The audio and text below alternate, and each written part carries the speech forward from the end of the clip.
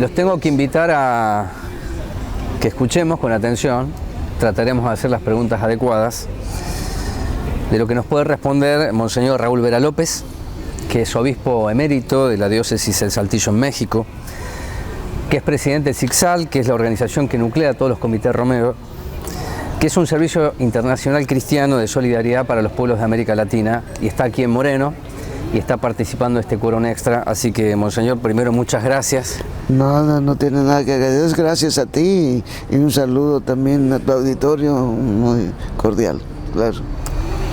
Le decía recién cómo podemos analizar lo que es la fe y la materialidad, o la solidaridad y la fe. Vamos a hablar con Monseñor sobre lo que es la pobreza y la riqueza, pero antes de eso, ¿qué son los comités Romero que se esparcen por todo el mundo, con un servicio de solidaridad desde el cristianismo, la fe y por supuesto el acogimiento y el acompañamiento? Bueno, los comités Romero nacen a propósito, es un obispo quien da origen a SICSAL, es el señor obispo Méndez Arceo, don Sergio Méndez Arceo, que fue obispo de Cuernavaca, un hombre precisamente que lo llaman el apóstol de la solidaridad, y él, conmovido ante el asesinato de don Óscar Arnulfo Romero, dice: no van a... Yo me imagino que así pensó él. Yo a él lo conocí siendo un estudiante en la universidad. Él venía a hablar con nosotros los estudiantes en el espacio que los dominicos crearon al lado de la Universidad Nacional, los frailes dominicos, que lo conocíamos como el Centro Universitario Cultural CUC, pero que en realidad todavía no había relaciones oficiales entre la Iglesia y el Estado.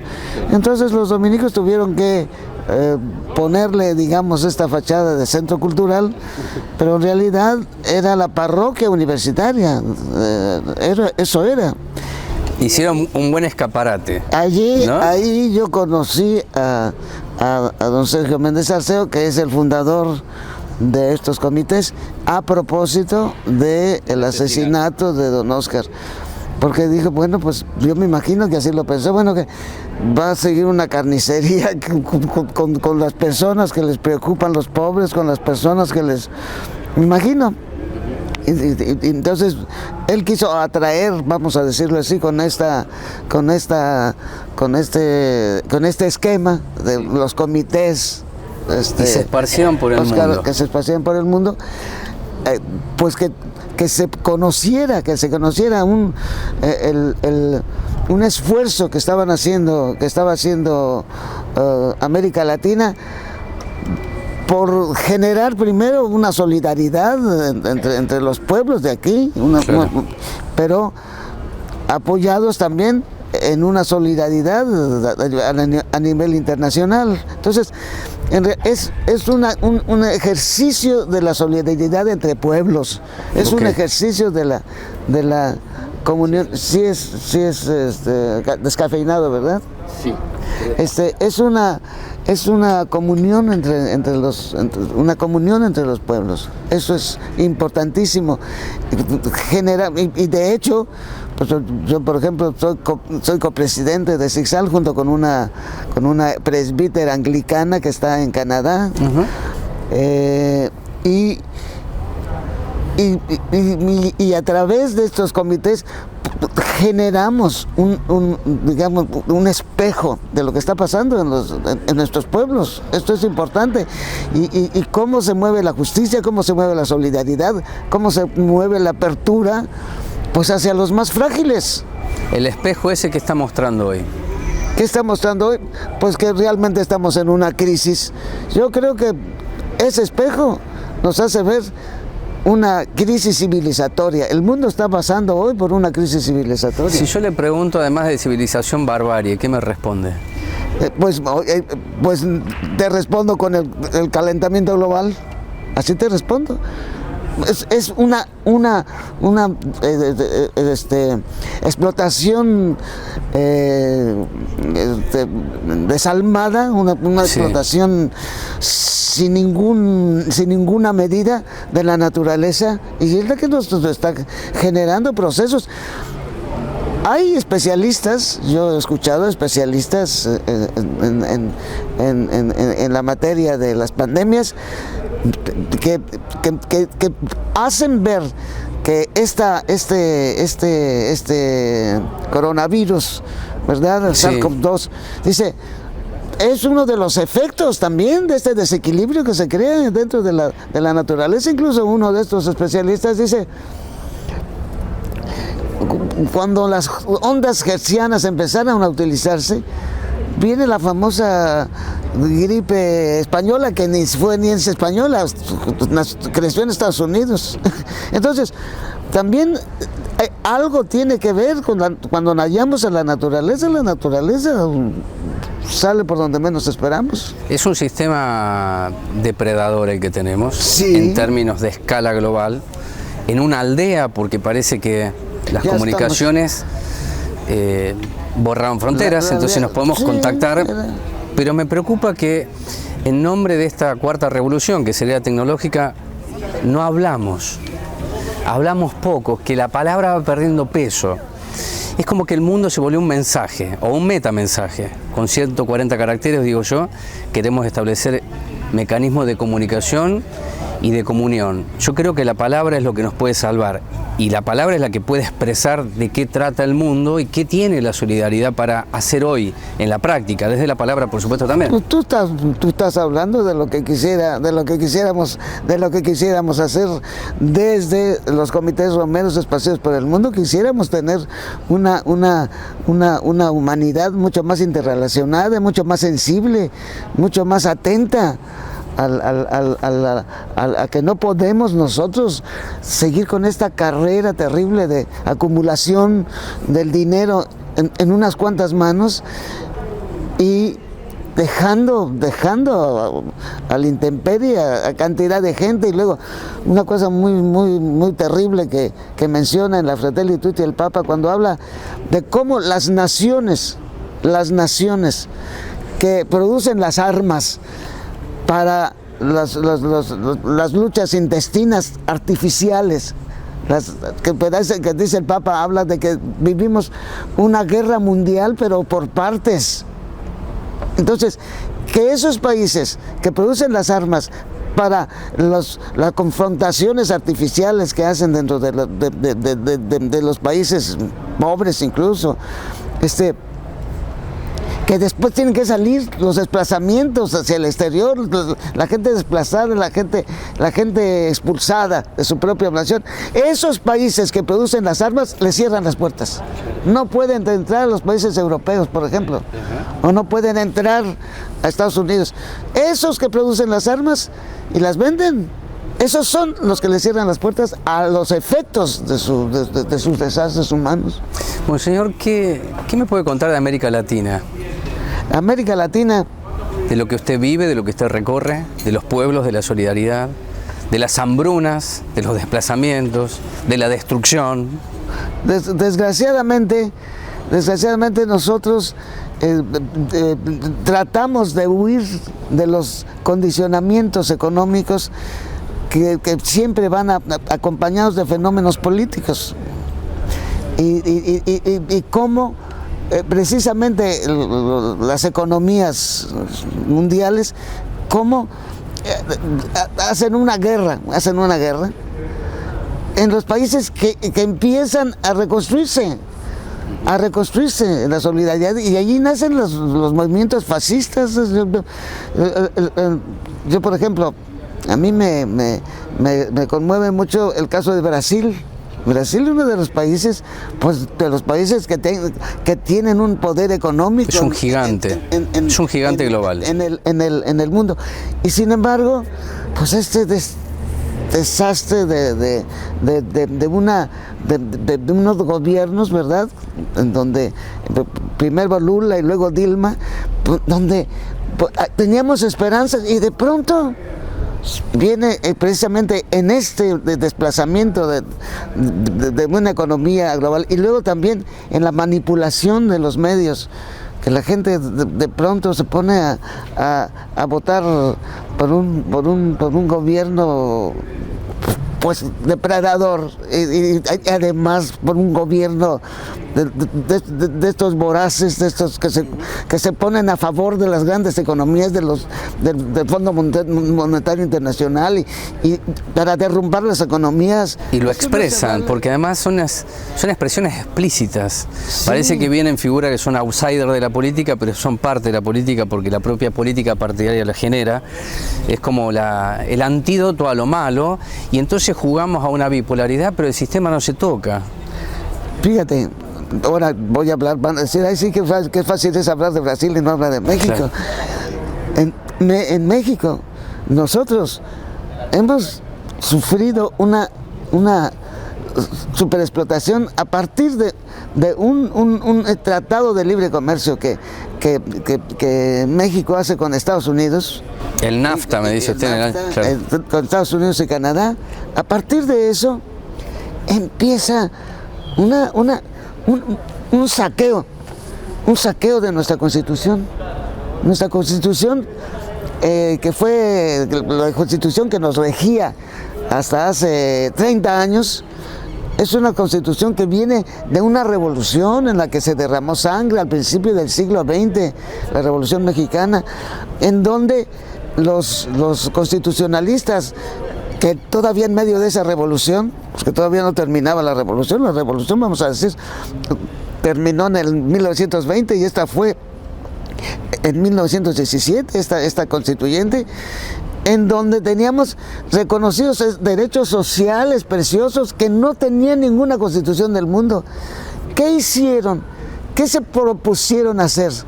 Gobiernos neoliberales, empezó por un hombre nefasto, que fue Carlos Salinas de Gortari, así, totalmente volcado, que salió de allí millonario, un burócrata que se hace millonario. Sí. Él empieza con el Tratado de Libre Comercio con Estados Unidos, y para que ese tratado funcionara, tuvieron que quitar los derechos sociales y empezaron con reformas a la Constitución, y luego se siguió el sucesor de él, que fue Zedillo, que ahorita está aquí ganando un buen dinero en universidades y trabajando para compañías que él mismo, la compañía ferrocarrilera norteamericana, a la que él le vendió la concesión de los ferrocarriles. Ahora trabaja para eso. Ahora trabaja para sí. Ellos.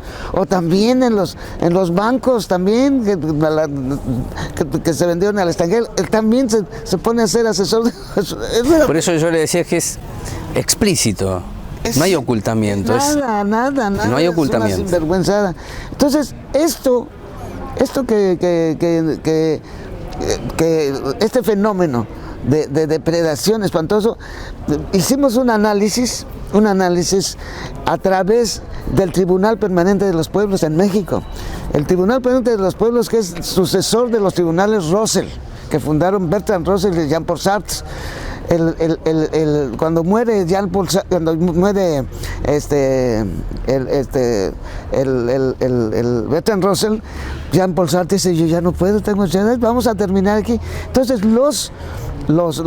el equipo que trabajaba con ellos se reúnen en un foro en Argelia en el 76, y en el 70 sobre los derechos de los pueblos. Y en el 79 nace el Tribunal Permanente de los Pueblos, sucesor. Un sucesor, claro. Y vinieron a México a hacer el capítulo México de 1900. Se recibió el tribunal en el mes de octubre del 2011. Y se preparó la audiencia inicial, se empezó a preparar, y se desarrolla la primera audiencia inicial en mayo del 2012, y estuvieron funcionando las preaudiencias por toda hubo 10 ejes temáticos de violación a los derechos humanos.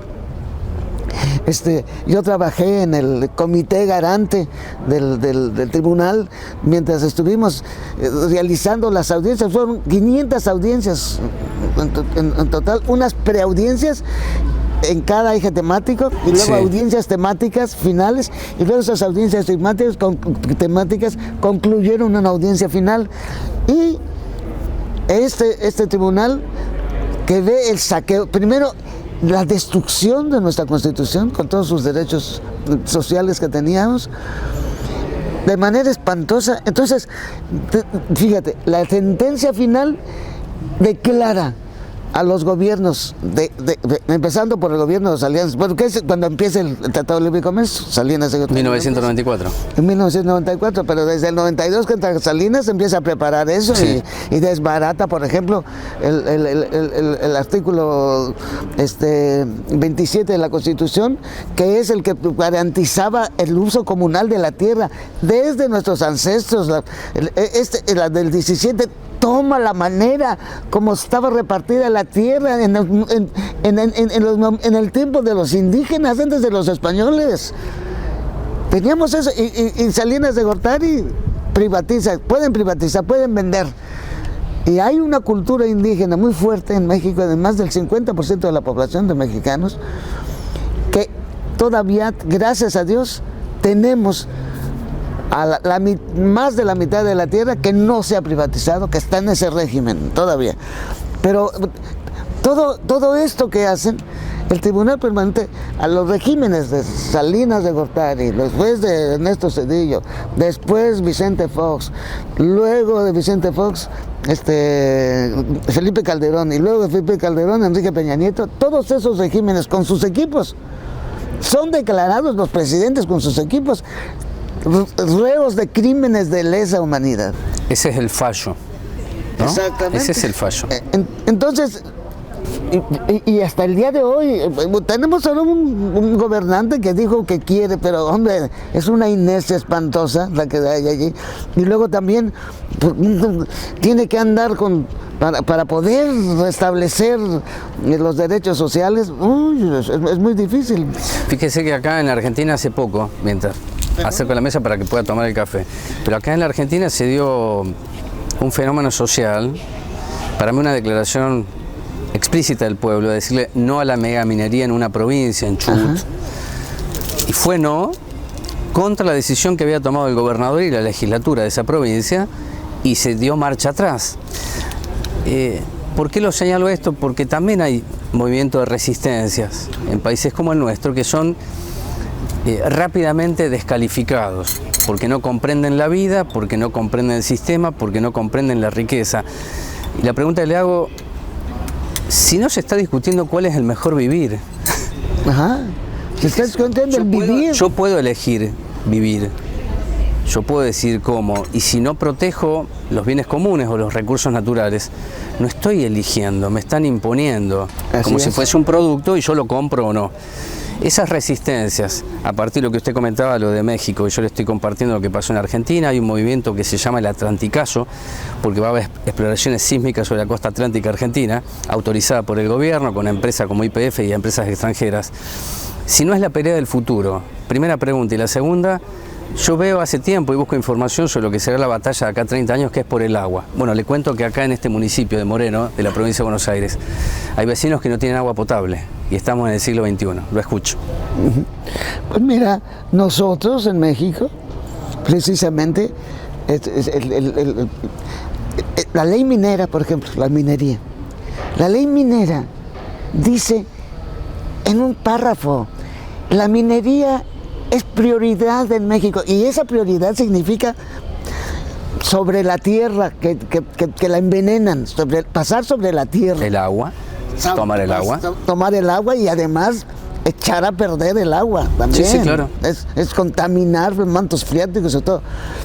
Solo por una porquerillita que hay allí.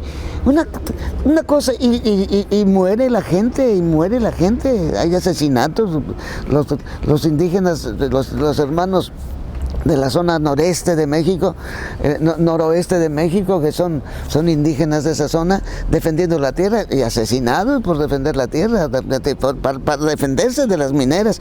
Entonces, eso es en la minería. Ahora, los transgénicos, nuestro maíz. Este es un país sojero transgénico, la clave Argentina, no creo que lo sabe. Sí, acá hay una proliferación de lo que es la estructura transgénica, que tiene que estar asociada, en algún momento se va a trabajar mucho, con las grandes empresas farmacéuticas. Alguien me dijo, ya dominan la cabeza las grandes corporaciones, ahora es el estómago, entonces después viene la pastilla o la vacuna para que estemos un poco mejor. Es decir, esto forma parte del sistema. Le quiero hacer dos preguntas finales. ¿Qué sabe la Argentina y qué la atrapa de Argentina?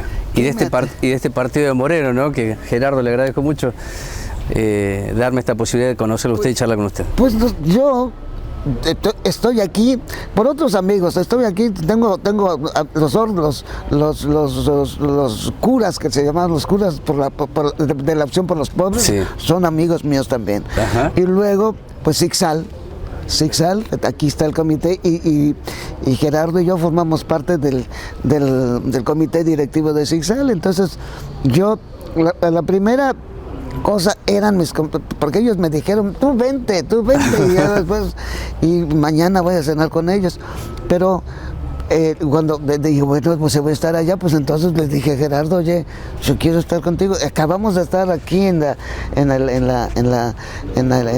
sede de la diócesis, reunidos con los equipos de pastoral social, y estuvimos platicando de la experiencia de México.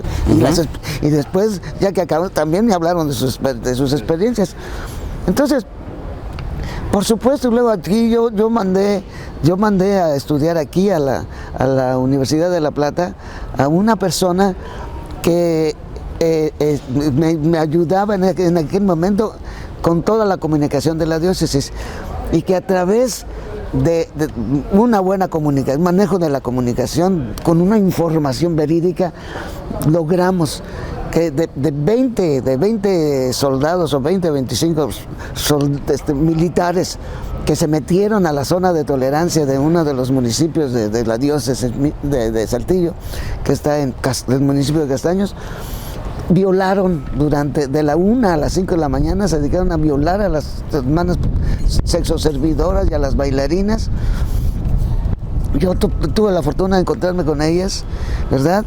Y de tener después y ellas me platicaron todo, yo tenía súper información.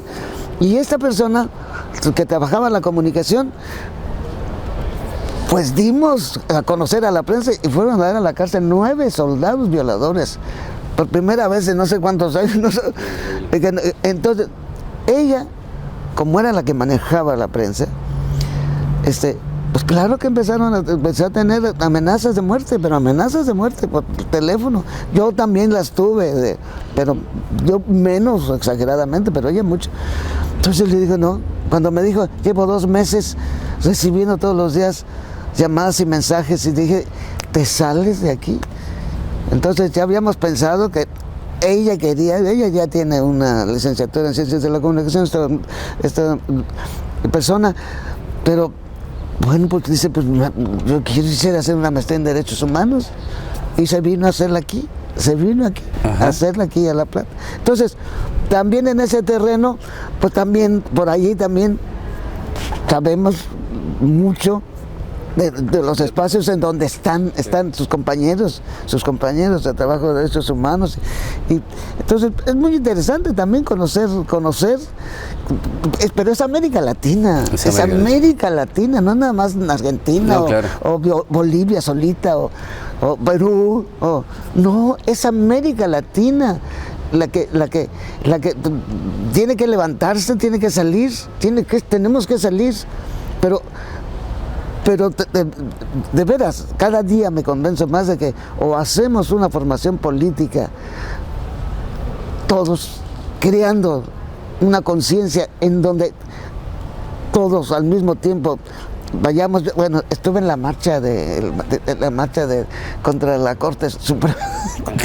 Estuve y oía yo a esta mujer hablar, y decía yo, pero si Esto, digo, esto lo pasamos allá, todo lo que están diciendo la Corte acá la pasamos en México. Lo pasamos en este momento con este gobierno que es un poco mucho más honesto, que quiere romper con esto, pero todos estos años pasados, hace 3 años, teníamos gobiernos neoliberales en donde a partir del análisis que hicimos en el Tribunal Permanente de los Pueblos, descubrimos que el gobierno utilizaba la impunidad para control de población. Para control de población, descarada.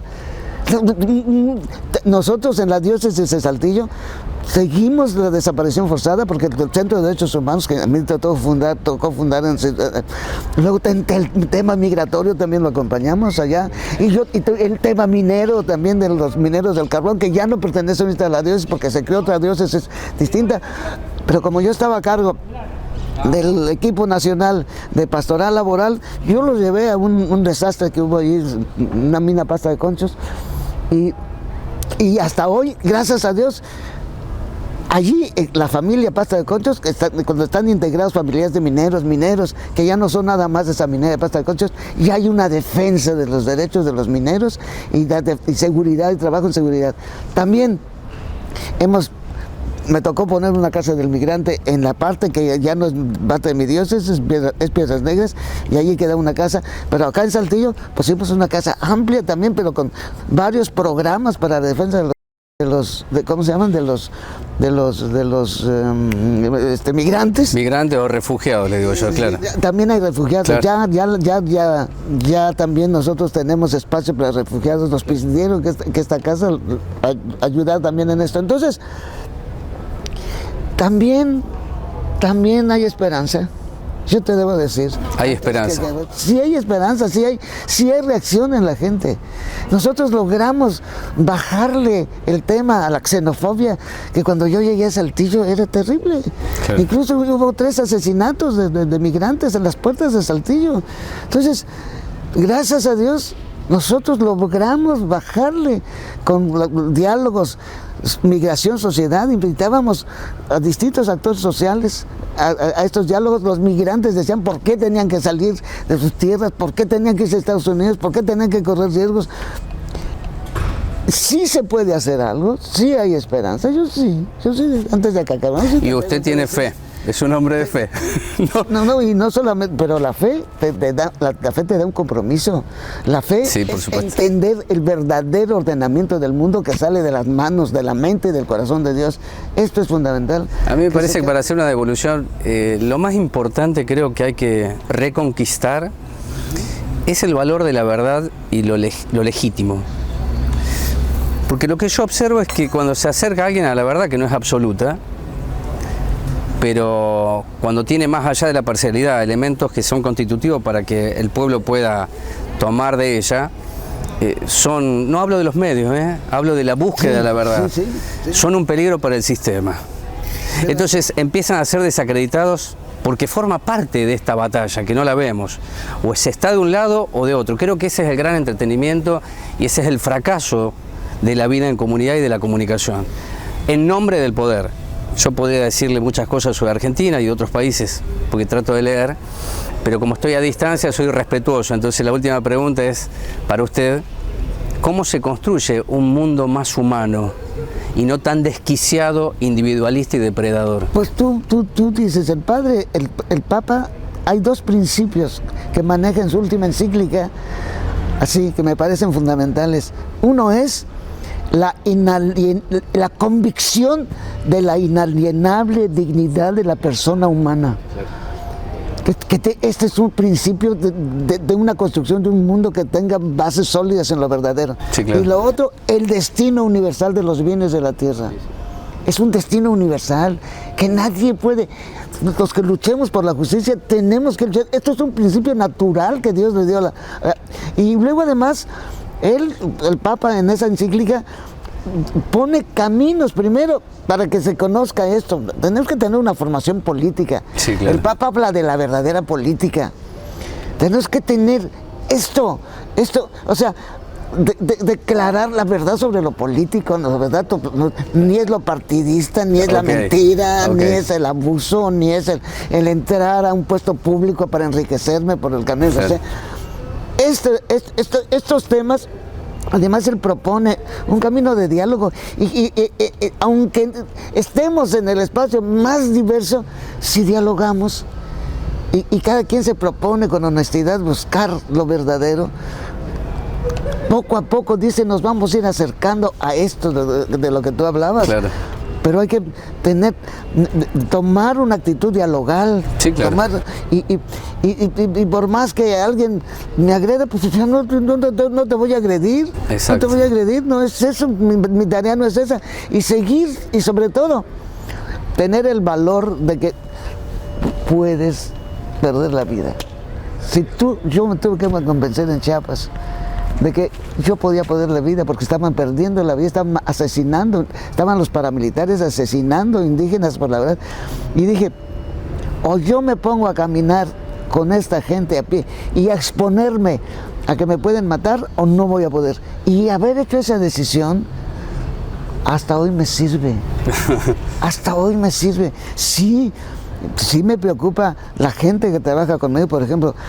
Esta joven que me dijo, pues tengo 2 meses, le digo, te vas, y se vino aquí, claro. Hizo aquí la maestría, estos 3 años, trabajó con los enfermos del mal de Hansen, aquí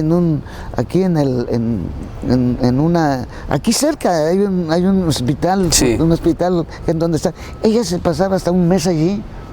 Es un mes ahí, e hizo su tesis, defendió su tesis en el trato, los respeto a los derechos humanos de los hermanos. Ella ahorita fue a visitar al hospital. Bueno. Entonces, pero ¿dónde encontramos una alternativa? Yo la alternativa dice que te vas a estudiar derechos, no, yo no te voy a seguir exponiendo aquí, vámonos, buscamos beca y te vas a estudiar derechos humanos. Buscas alternativas y de alguna cuestión de crisis sacas algo verdadero. Ya lo creo. Monseñor, muchas gracias, es un gusto conocerlo. El gusto es para mí, Bueno, hace tiempo, hace muchos años, yo hablaba de los fueguitos. Sí, recordaba algo de Galeano. Y decía que además de los fueguitos hay pequeñas revoluciones que se dan en el mundo. Tal vez no aparecen tanto en Twitter o en Instagram ni en las redes, pero están. Están en el Saltillo, están en el África profunda, están en nuestra América Latina, están en el país.